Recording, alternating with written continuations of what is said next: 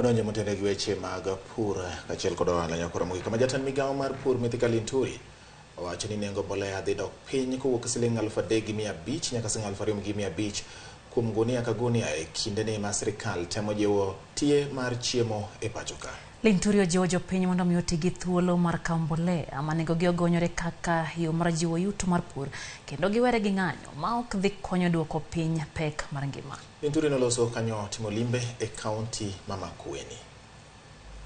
Hata ukienda maandamano kesho mwaka moja mbili haitawezekana. Kile kitamaliza ni kuandamana na panga na njembe katika mashamba kulima na kupanda chakula. That is the only way to bring down the cost of food.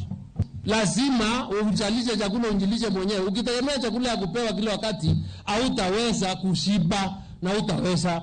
And that's why the government's commitment and priorities is supporting production. Na ndio unasikia subsidy ikiwapo.